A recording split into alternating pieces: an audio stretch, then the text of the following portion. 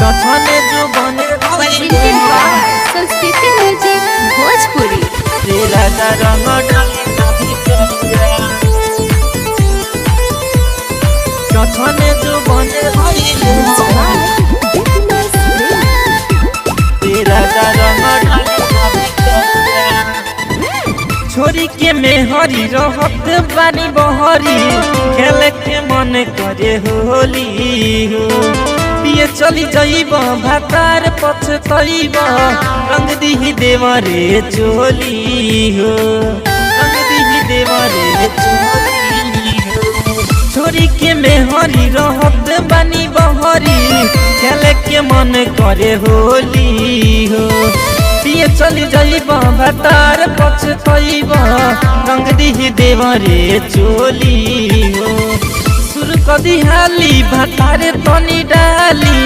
सरदा पूरा जाई मोरे राजा रंग डाली ना भितरिया चछने जो बने हई मोरे राजा रंग डाली ना भितरिया जन करी मन मोर थोरे राजा रंग डाली ना भितरिया चछने जो बने हई रे राजा रंग संस्कृति रिकॉर्डिंग स्टूडियो जनता बाजार। रे राजा रंग रे राजा सुनी हाली जहाँ मन करे डाली हमार तनिको जगह ना रौरा छोरी खाली ए राजा सुनी हाली जहाँ मन करे डाली हमार तनिको जगह ना रौरा छोरी खाली कति हिलल गल भाई के कोरा भले होई तोर तनी जोरे राजा रंग डाली ना भितरिया छछने जो बने हई मोरे राजा रंग डाली ना भितरिया जन करी मन मोर थोरे राजा रंग डाली ना भितरिया